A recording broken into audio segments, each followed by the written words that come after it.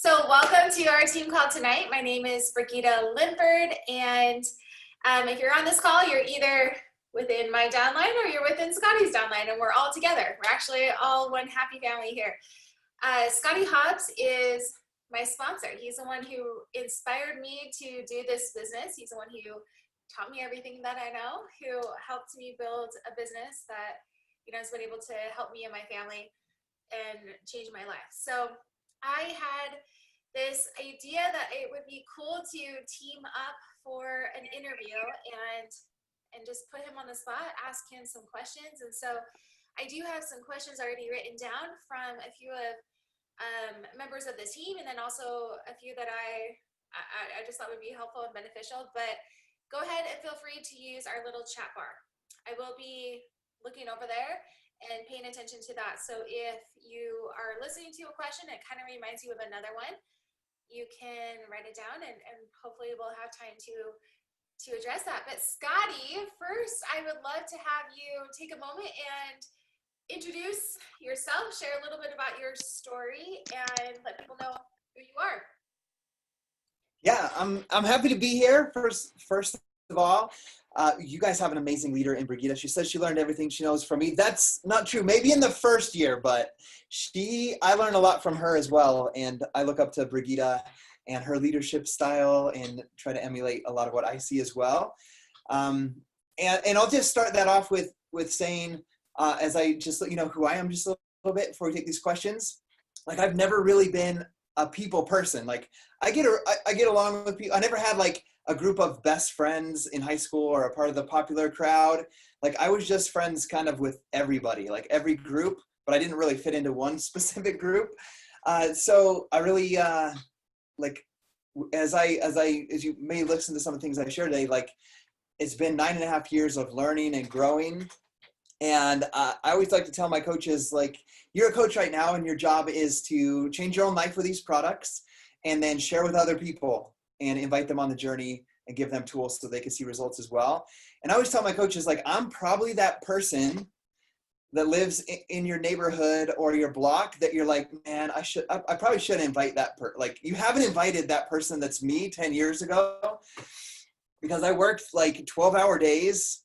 I didn't talk to any neighbors. Like, I didn't talk to anyone in my neighborhood. I would leave before 5 in the morning, get home at 5. The garage door would come up. My neighbors would see me drive into the cul-de-sac, go in the garage, and the door would shut, and no one ever saw me. So you probably have someone like that in your neighborhood right now. That's just like, you haven't invited them to be a part of your challenge group or to be a part of your team. But that all first starts with just becoming their friend first. And that's how my P90X journey started. And I don't really usually tell my story like this, but I am LDS, similar to Brigitte. And my wife and I were inactive in the church. And this guy knocked on my door, and he was just jacked. Like, his veins were popping out. His bicep was sticking out through his shirt. And I was just like, he knocked on my door, and he had this plate of brownies, and I let him in because he had brownies. And we started having this conversation. Gabby was gone at work, and I had my 2 little girls with me. And it turned out he was what's called a ward mission leader.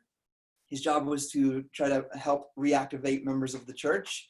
And so he was just getting to know me. And through that conversation, I just remember asking him, like, dude, like, how come you have so much energy and you look like that? And I have no energy and I look like this, because I was about 30, 40 pounds overweight and had never worked out before. And I was like, in my head, I'm like trying to do the math. I'm like, you got 2 little girls, I got 2 little girls. You look like that, I look like this. Like, what are you doing? And so he ended up telling me he played football in Utah for college football, but he was now the strength training coach at IF High School. He got a job here. He just moved from Utah. And I was like, ooh, strength training. That's why you look like that. And he's like, you want to come work out with us? And I was like, heck yes, I do. And so he invited me to come work out with him and the high school football players, but they worked out at 6 in the morning and I had to be to work at 5. So unfortunately I couldn't go. And I was like, what can I do, like, at home? Is there any advice you could give me? And he gave me 2 pieces of advice. He said, do that P90X home workout and do the push diet. And I'm like, what's the push diet? And he's like, push bad food away from the plate and don't eat it. And I was like, oh, okay, that's kind of simple. I'll follow that. But anyhow, I printed out the P90X meal plan, the nutrition guide, and I committed to P90X. And in everything I've done in my life, when I do something, when I really decide to do something, I go all in with it. So I did P90X, followed the meal plan, and in 90 days, I had my before-after picture. I lost 38 pounds, and I had like abs for the first time in my life. And I'm like, well, I had abs when I was like 8, but you know what I mean. In my adult life, it was the first time. And I just remember feeling so amazing, and I had this extra energy, and I started doing weird things like running on my lunch break during a 12-hour work day. Like I just had all this energy, and I was getting out and being more active. And everybody started asking. I remember like it was yesterday. I'd go to like a Christmas party, and everybody would be like, dude, have you seen Scottie's before and after picture? And they would like pull out the phone and they would show my before after picture, and people would be like, what are you doing? Like, you got to tell me what to do. And I was just like, you got to do P90X. You got to do Insanity. And so that's how my coaching journey started before I ever became a coach. I wasn't a coach. I didn't even know what coaching meant. And like some of you guys, maybe I had friends on Facebook that didn't enjoy all of my fitness posts because I never used Facebook before. And then all of a sudden it's like, I ran this many miles today. I did Ab Ripper X today. And people that don't know what fitness, anything about P90X or fitness aren't going to be interested in that. So it wasn't anybody telling me this, but I was like, man, I want to inspire people like that, but not annoy people at the same time. So I created a Facebook group, and we called it the Staying Fit Family. And I see one person here that might have been there from back in that day, but we started a group called the Staying Fit Family. It was Jennifer Greenberg and I had met her through a P90X like page and through our blogs. And we just started helping people. Like, people would say, what do I do to get fit? What should I do? And we just say, go do P90X, go get Insanity. And we started growing that group. We had over like 100 plus people when I became a coach. But here's the part that I really want to emphasize before we do questions. I took those before after pictures and I put them, I wanted to inspire people. As my friends started doing that, I was like, man, I want to inspire people on a bigger level. And so I put them in the P90X like page. And it was like a Shark Tank of Beachbody coaches that sent me private messages. And I know they were scripts because there was like 10 of them that were identical, like word for word, copy and pasted scripts about doing a 3-way call with their upline. And I was like, this is gross. Like, what is this thing? I was like, I hate Beachbody coaching. I hate Beachbody coaches. I'm never going to be one. And it's funny, like that next day I got on Facebook and I wrote a post like, if any of these Beachbody coaches could actually convince me to be a coach, I would destroy it. That's the word I use. I don't really talk like that anymore, but that was back from my playing Call of Duty everyday language. So my message about that is I didn't want to be a part of something where it was just like a copy and paste script, no relationship, weird messaging, complete strangers type of thing. And I didn't know what that thing was yet, but I did know that I loved P90X and I loved helping people with the program. So I continued helping people, but I was curious because I didn't work 12-hour days at the steel factory here in Idaho Falls because I loved working 12-hour days in a steel factory with coveralls covered in metal shavings. I didn't do that for 12 hours a day because I loved it. I did it because we couldn't pay our mortgage and our bills with me working just 8 hours a day. I had to work the overtime. And fortunately, at that time, my boss was my pre-squirm leader, my youth leader in church. And, he told me, he's like, you're a hard worker. Like, we have all the work in the world. Like, you can work as many hours as you want, as long as you're getting stuff done. So I worked 12-hour days and I worked every single Saturday. And my wife, Gabby, some of you guys might know her, but she worked from 3 p.m. until 11 p.m. So I would go to work at 5 in the morning. I would get off at 5, pick up the kids from the neighbor's house because she would drop them off at 3 on her way to work. And then she would get home at 11:30. And so when I began my coaching journey, I love to talk about excuses because like I literally had what most people say, no time, because every day was 5 to 5 when I got home. And when I signed up as a coach, I'll tell you that story real briefly. When I signed up as a coach, my daughters were 2, 4, and about 18 days old when I became a coach. And I was taking care of them by myself after a 12-hour work shift.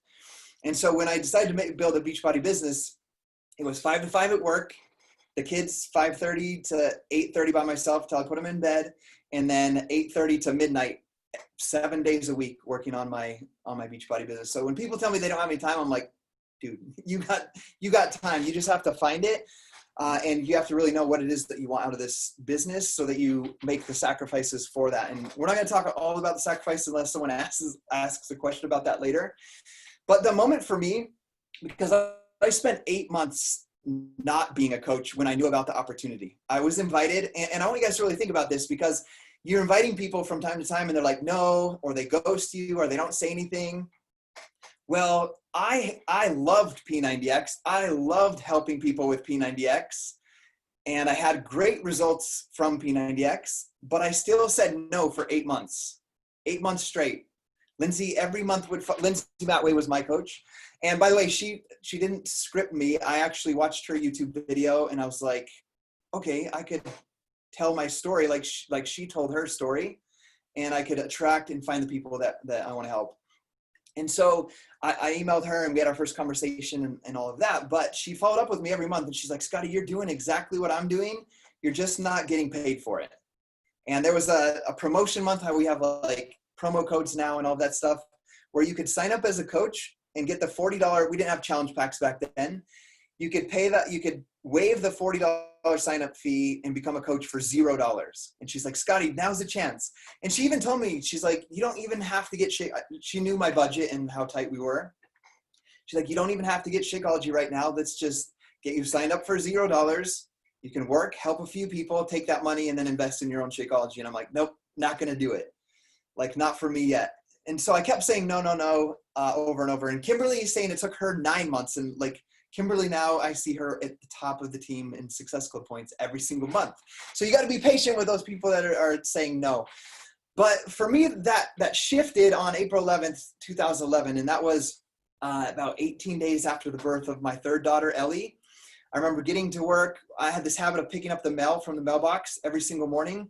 It's in a locked box at the end of our cul-de-sac. I would pick it up. I would go to work because I told you what our schedule's like. And I would get to work like a little early. I would open the mail, throw all the junk mail away, take the bills, and I would do my little spreadsheet of bills and write the check at work before I started. And so that morning, it had like the hospital bill, my Blue Cross statement with everything that we were going to owe and what the insurance paid. And it came to over $3,500 that we were going to owe. And we're already paycheck to paycheck. And I remember I was sitting in a chair like this, one of these swivel office chairs in my cubicle. And I felt like my cubicle just started to spin around. Like I felt like I had this heavy weight on my shoulders. And I was scared. I was scared. Like, do I have to go back to, like, what am I going to do? Like, do I have to go back to school? Because I'm a college dropout, by the way. I'm like, do I have to go back to school? Does Gabby have to get a higher paying day job during the day and we have to put our kids in daycare? Or do I have to get a second full-time job? Like, get out of work at 5 and then go work at a restaurant from like 6 to midnight. Like, I was thinking of all these things. Like, what am I going to do to get over to get past this? And I remember like thinking about all those things. I'm like, man, all of those things take me further away from what's most important, which is family. Like, it's going to take me out of the house even more. It's going to make me see Gabby even less than I already do. And so that day is the day that I signed up as a coach. And I'll show my age with Beachbody right here. I faxed in an application from my fax machine in my office that morning. And I officially became a coach on April 11th, 2011. And I became a coach on April 11th, 2011 because my knowing how to provide for my family became greater than my fear of failing as a coach. Because those 8 months that I was saying no, I was really just living in fear. Like, I don't have enough time to build a business. I don't have enough energy to build a business. I don't have enough, I don't know how to use social media the right way. I don't look like Lindsay Matway. Like, I had all these excuses and all of these fears. So that's the day that I signed up as a coach. And I remember having a phone call, my Getting Started Right call with Lindsay. And one thing I want you guys to know about me is I'm a self-starter. Like, I think a lot of times people ask, like, what are the people that are seeing success really doing? And I was her self-starter. When I got started, Lindsay Matway was on a vacation that she earned for being the top number 3, like, Success Club point earner for the month. And she was in Cabo. So I remember she like messaged me and she's like, here's Katie Hefner's Facebook. She's one of my best coaches. If you have any questions, you can ask her. And I got started, and I hit Emerald and had like Success Club 6 by the time that my coach got back, Lindsay got back. And I got on a phone call with her. And I remember telling her, Lindsay, I need to make $10,000 as a coach.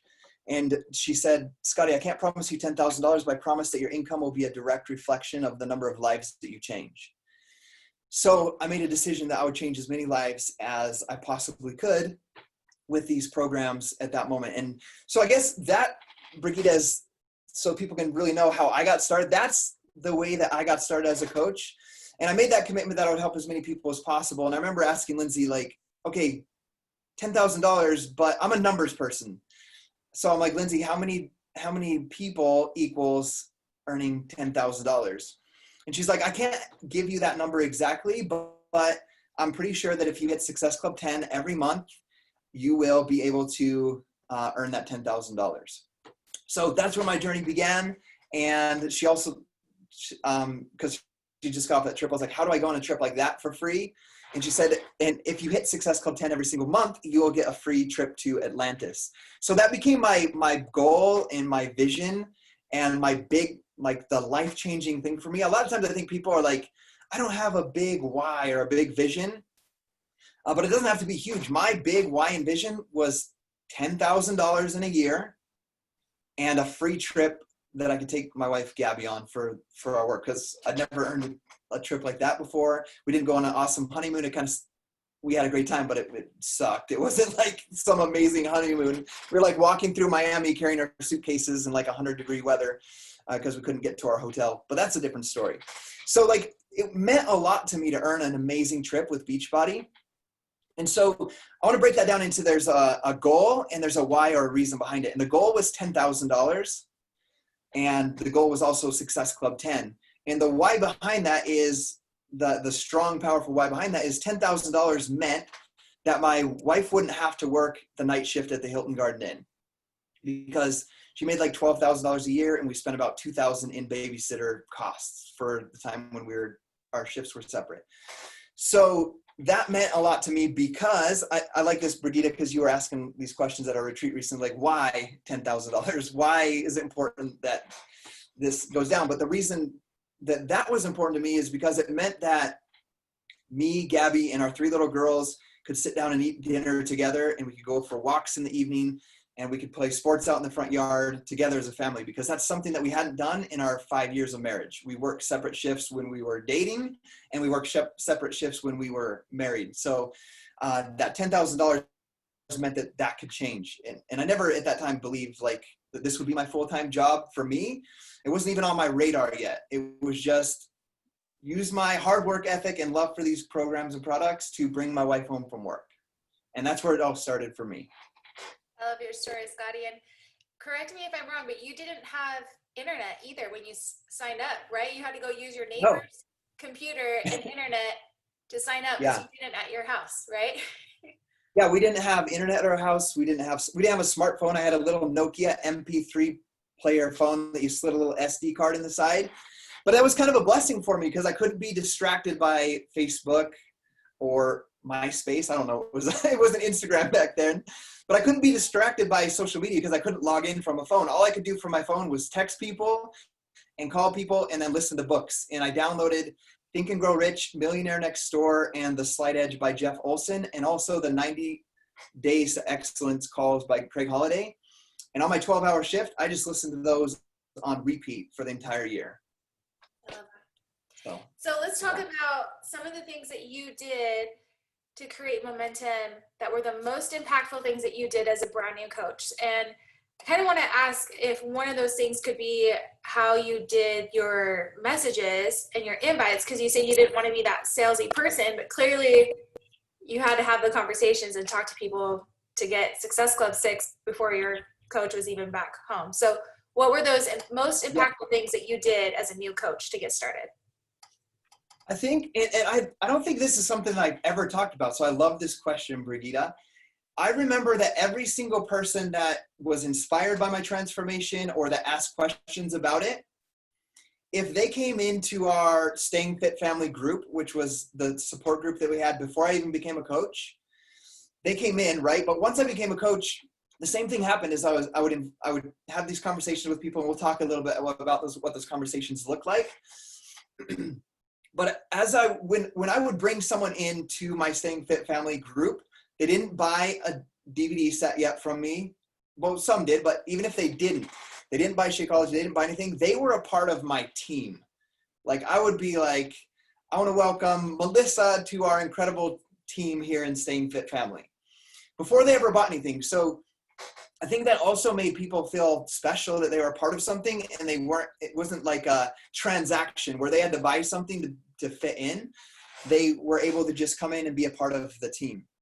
So on the other side of that, what did the conversations look like? The conversations were, I remember I didn't want to do scripts, and I've never really done scripts at all. So those conversations were like, it was 100% with like using social media to add value to people from the very beginning. So I was reading the books, and I would teach the things that I was learning in my books. So I still do that even today. And it's funny because I get coaches that'll be like, oh man, you said exactly what I needed to hear today. And the funny thing about that is it's exactly what I needed to hear today as well. So what happened was I read my personal development that day, and I was like, oh my gosh, that's something I need to work on, or that's so important in health and fitness, or in your nutrition, or in building a business. And then I take those thoughts from the book, combine them with my thoughts, and I write a post in hopes of doing that same thing for somebody else that book did for me in that moment. So what I did is consistently doing that and adding value to people by teaching and sharing my life experiences, what I've gone through. I would do that. Plus I would share accountability from my workouts. So I was showing the progress that I was having with P90X, and I wasn't shy about that, showing like every 30 days the progress that I was having. And so people that were already following me were seeing the progress. They were seeing this new Scottie like share this, value, which is nothing they ever saw before. So they got to see me change and grow through the consistency of my posting on social media. And when I started, I started with, like most coaches do, I went back and added like all of the people that I knew from high school. I didn't even start conversations with them. People from college, people from my sports teams. And I would just send a friend request. I wouldn't even say hi. And that was because I was still a little shy back then. But I would do it just in hopes that they would just, like, my thinking behind it was like, if I send them a friend request, let's say I send Mike a friend request, and let's say we went to school together.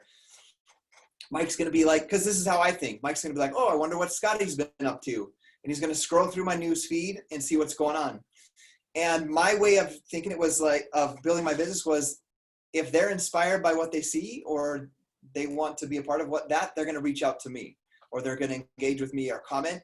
And so all of my invites only came from when somebody engaged with my stuff, or they asked a question, or they sent me a private message. But I did take very proactive measures in, if somebody, let's say Mike's like, oh man, those are some awesome results. Let's just say he said something like that. That's crazy, or whatever he comments. I would say like, thanks on that post, but I would send Mike a private message, and I would just start a conversation. And I wasn't like, Mike, you want to do this with me? It was, Mike, what have you been up to? I see you got a couple kids. How long have you been married? I just started conversations like that. And I think a lot of that training came from obviously reading the books, listening to those books over 60 times. But a lot of it came from being a missionary for my church for 20 years. Like, I didn't just knock on someone's door and say, hey, you want to get baptized tomorrow? Like, they trained us to like try to make a connection with them and make them feel comfortable to let you into their home, to where you can ask them questions, get to know them, and then you can share a message with them and invite. So a lot of that training was 2 years of training in working with people like that, sharing a message, inviting, and following up with people. And as I even think about that, I think back to my mission, like, I was creative in that area, doing that as well. And I want you guys to take note of this. I used my gifts, and like, I wasn't the most spiritual kid growing up. And even today, I'm still not the best at that. Like, you could ask me about a scripture, what does this mean or that mean?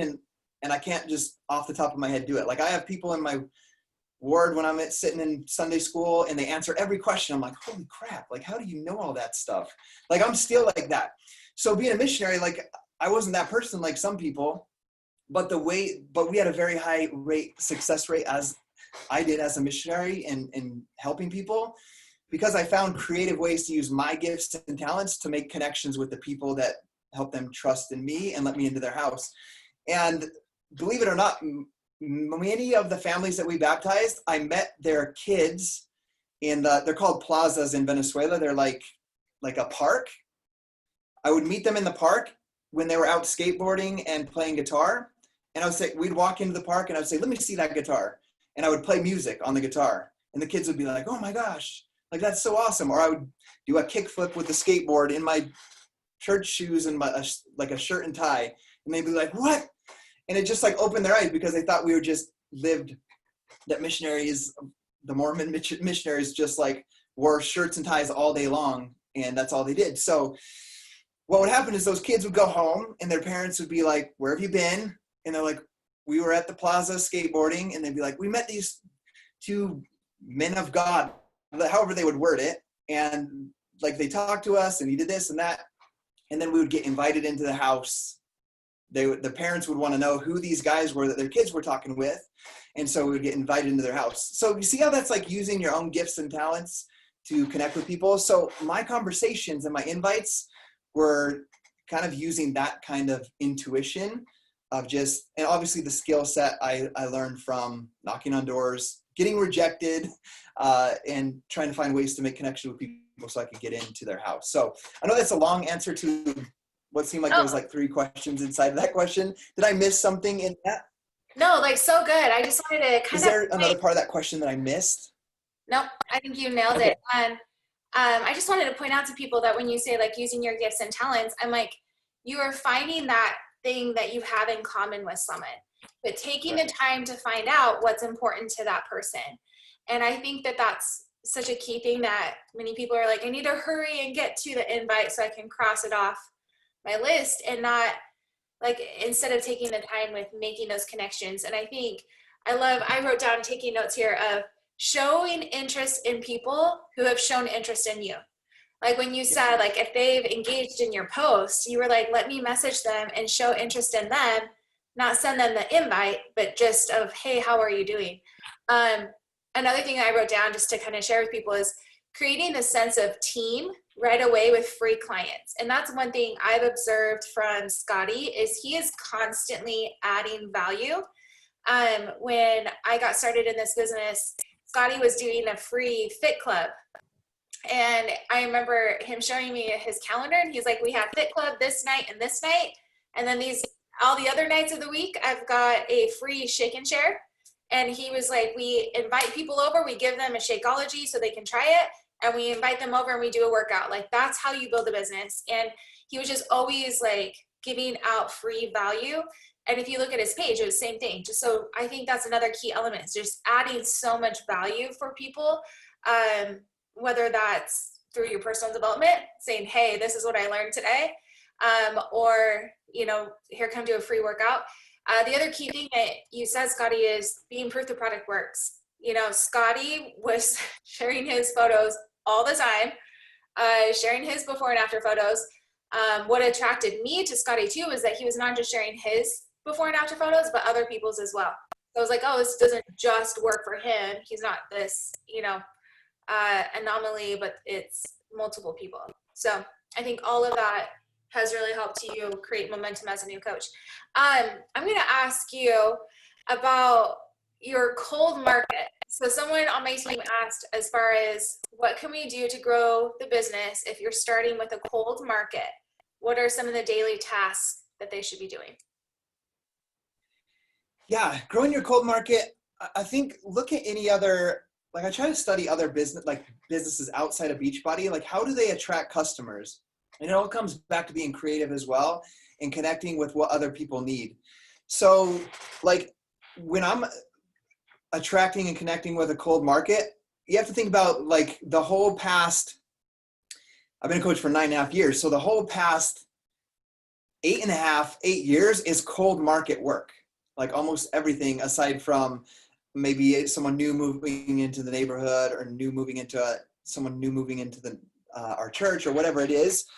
So the way that I work my cold market is it's all going to go back to your social media presence and adding value.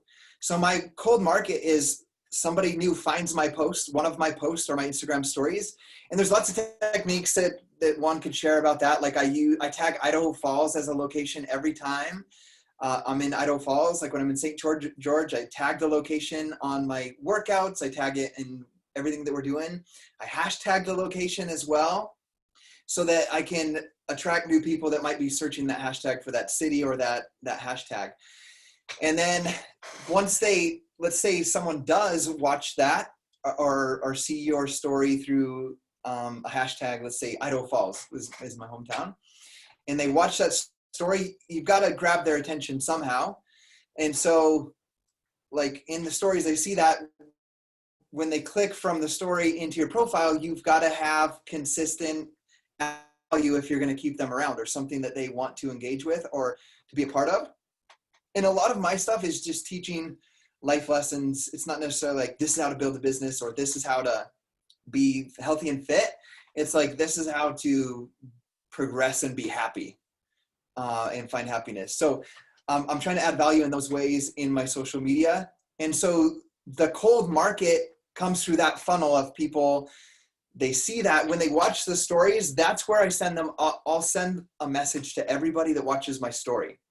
And it's not an invite. It's just like, it would just say like, hey, Kimberly, I noticed that you watched our stories for the past week. I just wanted to reach out and say hi. Some people are a little timid to say hi at first.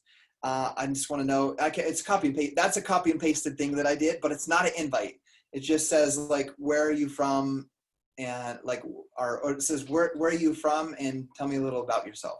Just super simple like that. But the thing I want you guys to know is I send out about 10 of those every day, anywhere from 8 to 10 of those every day. And that would be like the only script that I really have. And that is like, that script, I'm gonna relate it to the missionary work again. That script is just like the knock on a door. Like it's just the knocking on the door that you would do as a missionary. What happens after is the door either gets opened or it doesn't get opened. And if it gets opened, then that's where I just start the conversation. Maybe she's like, oh, I live in Arkansas. And I'll be like, oh, cool. Are you originally from Arkansas? And like, I see that you have, and I'll try to look through their stuff. I see that you have 3 kids. What are some of the things that you guys love doing? And I'll just start getting to know somebody like that and talking with them. And I'll invite them, but it won't be for like, sometimes it'll come like a week after that initial conversation, but it's usually like for me, like 2 weeks in. And I'll just say like, oh, hey, by the way, I haven't mentioned this to you before, but we're going to start a new group on September 2nd. We're doing this muscle burns fat workout and it's 30 minutes. You do it from your home and we're going to have a group of people doing it and we're going to hold each other accountable. Is that something you would be interested in? And so it's like non-Beachbody conversation for like an entire week. And then if they ask me about it, sometimes they'll say like, oh, I see you do these workouts or I've seen these before after pictures. What's that? But a lot of times for me, it's not that. It's me saying like, hey, yeah, we're going to do this. Just like I said before, we're going to do this thing starting in a couple weeks. Is it something you'd like to try out with us? And if they say no, I'm like, okay, awesome. Totally cool. If you ever change your mind in the future, just reach out to me. And I think where a lot of coaches miss the mark on this is they get offended or hurt or maybe I'm not doing this right mentality and mindset when that happens. And then that affects the rest of the invites because now they're inviting with like, man, people are telling me no, maybe I'm doing this wrong. And you just start to have all this self-doubt, and self-doubt and negative self-talk will never bring a positive result. Does that make sense? And that's kind of a deep subject to get into, but in those invites, you truly have to be in the place of like, if this person never wants to do something with me, I am 100% cool with that. Like, that's totally awesome. And I'm going to go find the people that do want to do it or that do want the help and support and I'm gonna do whatever it takes to find them. I love that. So, I mean, to me, hearing you speak, I'm like, it's literally the exact same as when you got started. Like, it's adding value, reaching out to the people who have engaged. And I think that requires people paying attention, paying attention to who's clicking like on your post, who's watching your stories, and having a human conversation with them, not a Beachbody robot conversation with them. I'm going to add something that I think you do really well that you didn't mention, but if you follow Scottie's page, one of the things that he has done very consistently over the last 9 years is he shows that the business works, and he also shows that the products work. And I mean, that's just been on my mind a lot lately, that if you're wanting to build a business, you have to show, like, we have two parts. We help people have their own business. We mentor coaches, right? And we also help people lose weight. And Scottie is so good at making it very obvious that there are people on his team having success and that this business works, not just for him, but for other people. And he is really good at showing that the products work, not just for him, but for other people. And he has done that so consistently over the last 9 years that, if someone's showing interest in you and you can see that they have a business opportunity that works and they have a product that works, I think it's going to be really natural for the cold market to become more. So anyways, just to add that in there for you. Can I share something real quick along those lines? Yeah. Because I know Brigida in this is saying Scottie has been really consistent in this, but I want you guys to know that just like anybody else, I've done this in the way that I post, in my belief at different times. And I had a time when I call it, with Gabby, I call it the dark ages of my Beachbody journey, where it's like, it seemed like things weren't working and clicking like they had before. Like, I had coaches that left to do other network marketing businesses. I had coaches that I mentored that went on to build their own businesses outside of network marketing with their skill sets. And what happened was my mindset shifted of like, man, should I really invest in doing retreats and these long conversations and these friendships if they're like, the belief became, if they're just going to leave me someday and do something else. And I had this about a year, and it's the first year we missed Elite as a team. We'd hit it for 5 years in a row, and then we missed it. And then I was, as I was working my business, like, I couldn't in my business help my new coaches even get the 1 Success Club point for the Elite category. And then that also bleeds into helping them get hit Success Club, which is also another point category for Elite. And like, I was recruiting the coaches at least 5 a month for that entire year. And I had 8 months where not one new coach in 8 months hit Success Club. And I'm like, what the heck is going on with me? Like, what is wrong with me? Like, maybe my leadership, and I started to have all those doubts. Maybe my leadership isn't that great. And I was having a conversation with my corporate mentor at the time, Kayshawn Graves. And we were talking through this, and I shared with her, because this is all going to come through in, like, this mindset thing I'm going to share with you guys is going to come through whether you're new or old in this business, and seeing results in your invites and helping people. And so I was telling her that, and she's like, no, Scottie, you're a great leader. Look at the things that you've done. And so she gave me a little affirmation there, but that wasn't what helped me. She helped me shift my thinking. I was like, Kayshawn, every time, like, I look at my memories on Facebook or the time hop, like, I see people in these group photos and they're no longer here. They're doing something else. And some of them, like, recruited other people to the other things. And, like, I don't feel like maybe I'm just not investing time the right way, investing in my people because of that. And she's like, why don't you just shift the way you see it? Like, when you see that picture, instead of thinking, maybe instead of investing all this time and someone's just going to leave me belief, what if you just look at that person and say, like, because of, I'll just make up a name, because of Jennifer and the work that we did together for 3 years, we were able to help hundreds of people lose weight. And it also helped me pay off our mortgage. Like, I'm so grateful for that time that I spent with Jennifer. I didn't have a Jennifer that left like that, but I'm just giving an example. And it's like these kind of shifts can happen like that. That conversation was in November of 2019. And in December, which some would say was the busiest and hardest month, I recruited 8 coaches, very similar to what I had recruited before, and 5 of them hit Success Club. I had 8 months without one hitting Success Club. I didn't train them differently. I didn't do anything differently other than shift that belief inside of me of the energy that I was putting into my coaches and what I was doing as a coach to help people. So I want you guys really pay attention to that, the way that your beliefs will dictate the result of your actions, 100%. I really love that. And then, Brigitte, going off of what you just shared about being consistent and sharing other people's things, it's funny you said that because that's the second thing Kayshawn told me to do. She looked through my social media and she said, I see that you are proof of the products. I see that you have this success and you spend all this time with your family. She's like, you need to show other people, you need to consistently show other people's success. This was attracting coaches to the business because that's what we were working on, attracting working coaches that would hit Success Club and start building their business. So you need to show other people on the team and their coaching success so that people see that it's not just you that's this anomaly, or however you worded that. So those are the 2 huge shifts that changed everything. You know, you've never shared that with me as far as like how you felt during the dark ages, as you put it.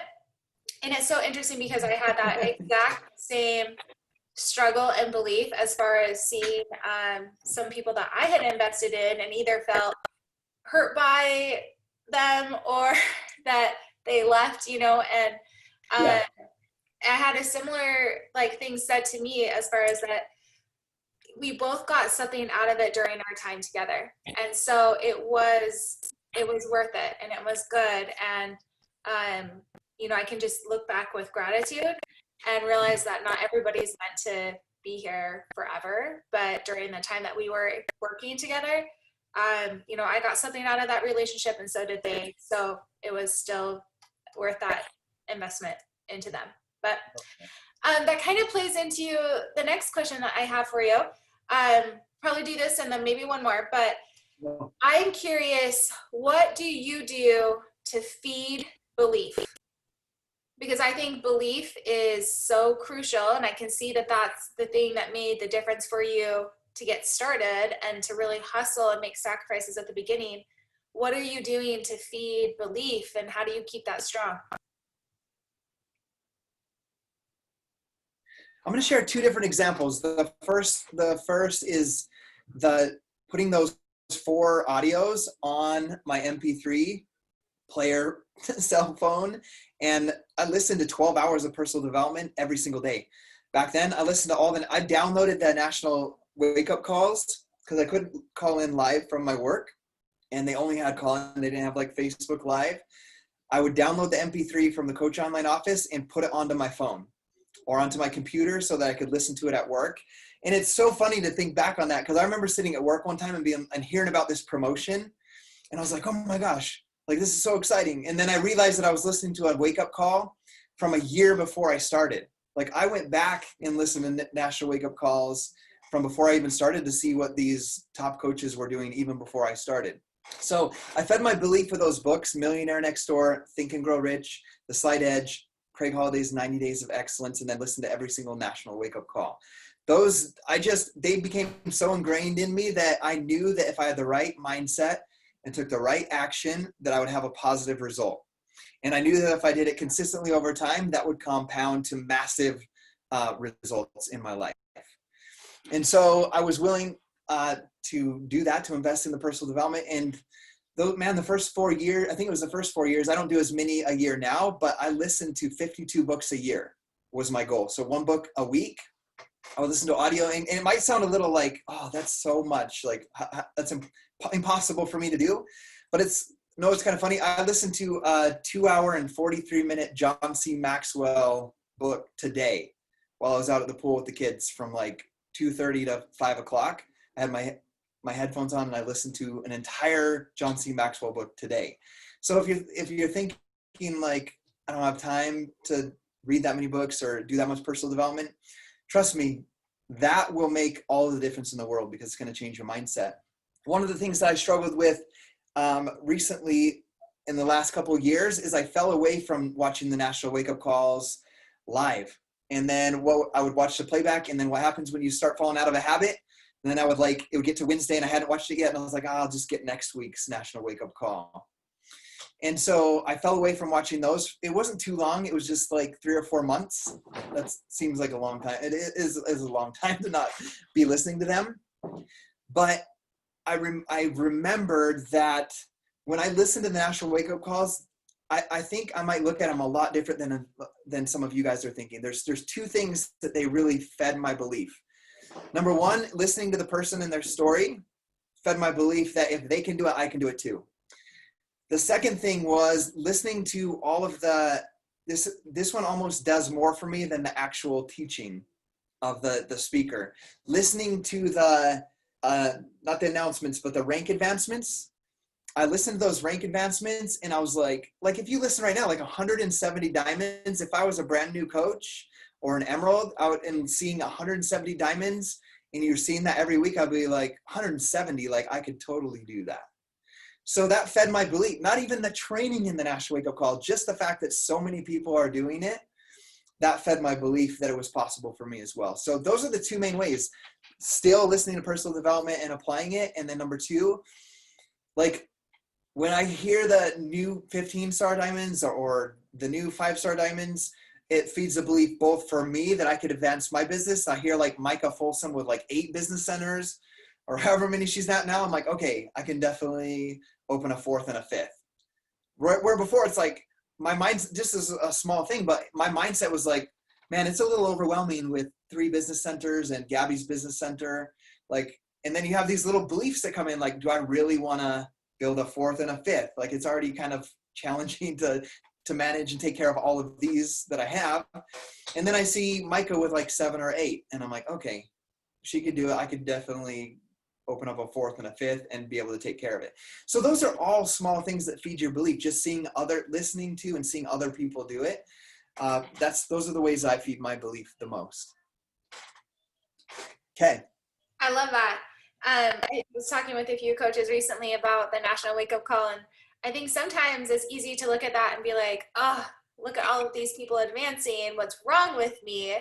But there's a shift of being like, why not me? Like, I can do that too. It's proof that it can be done versus like, oh, something's wrong with me. It's a different thought after you see that. So I think that's really great. Last question for you, but what is your best advice to give someone who's been stuck at a rank for a while? My best advice to get someone that's stuck at a rank for a while. I'm going to be vulnerable on this one. I've been stuck at a rank for a minute, for a long time. Because we hit 14-star diamond as a team. I was pushing with Barbie Kalev when she went to superstar diamond with her team. And we got to 14-star diamond. We were like 2 coaches short with one of my diamonds, and we missed it. And then that has slowly gone down to we are an 8-star diamond team right now. So I have this goal, obviously, to be and lead a superstar diamond team. So to make that happen, we have to advance. And to be honest with you, I've really had that on my mind for the past 1.5 years. But the place where I was really struggling with it is making the leap. My business was like 7-star, 8-star, 6-star, 7, just back and forth, depending on where people were at in their rank. But in my head, I'm like, we're going to be a superstar diamond team.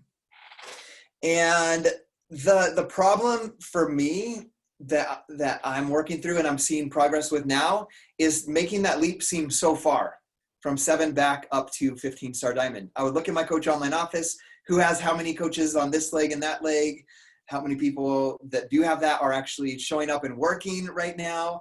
And I would look at those numbers and be like, they're just not there. And then it would be a little bit defeating. I'd be like, it's not possible right now. That was the mindset I was in. Like, I just can't do it.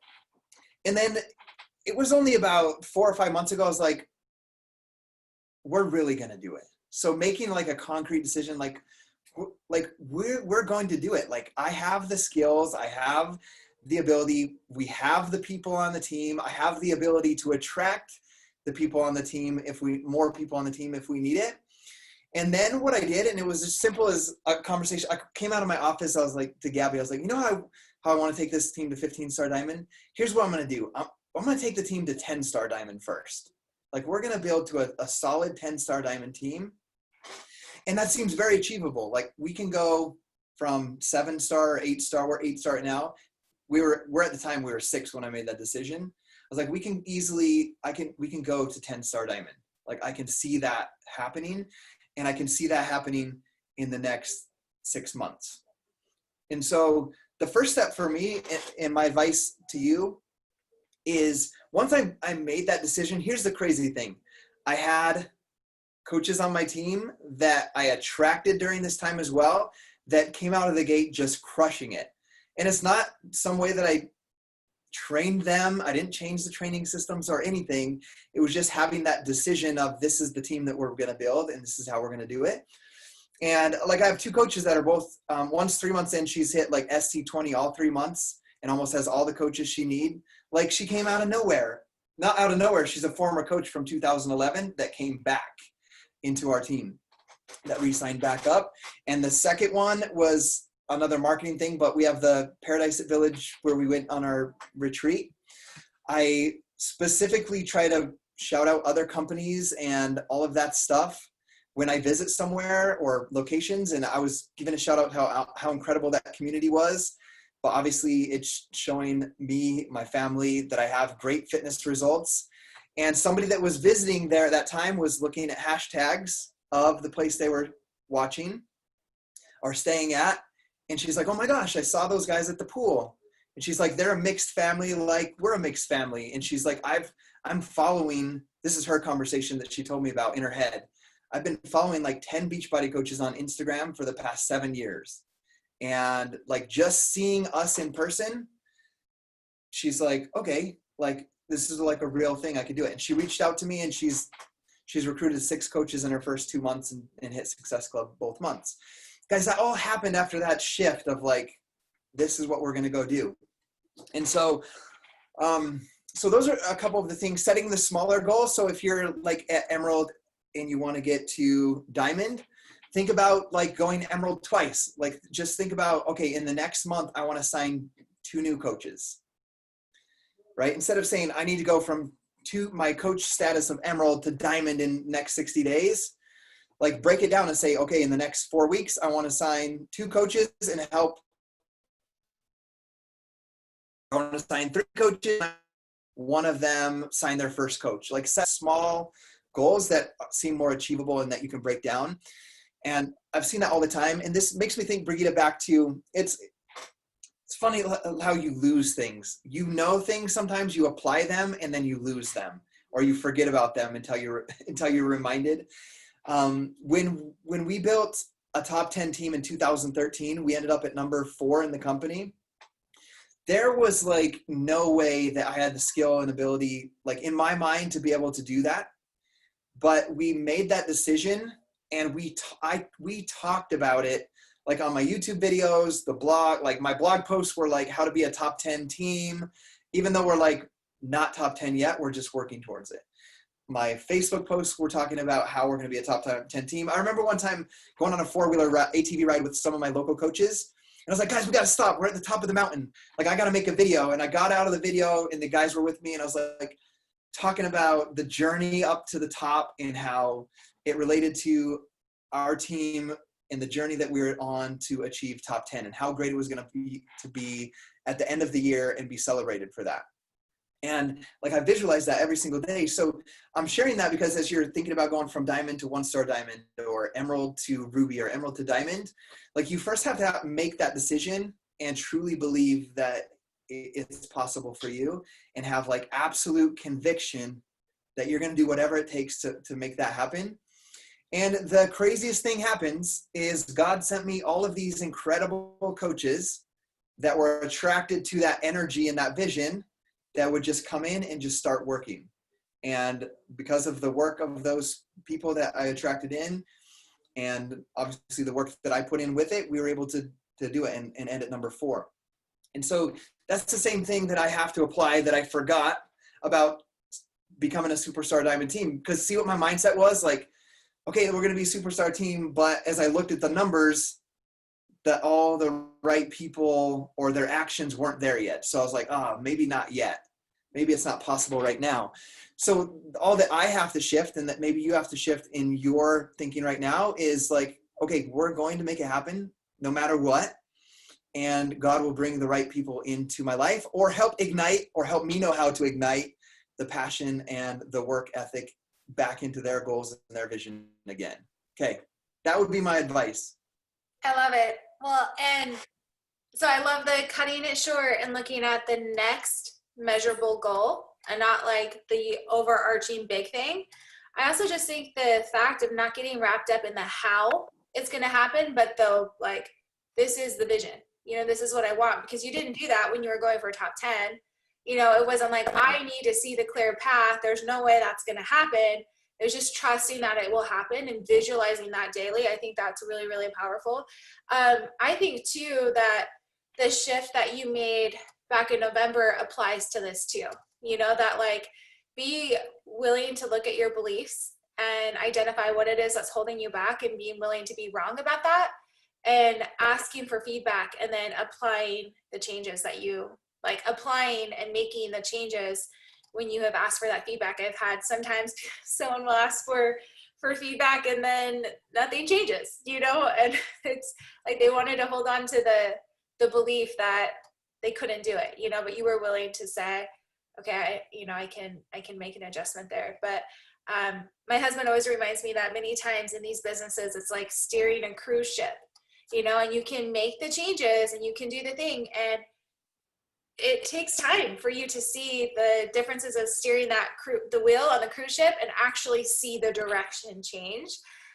So I think there is an element of just trusting, and staying consistent with the belief and staying consistent with the action, knowing that the results will be there at the end of the day. But all right, you guys, thank you all for being on.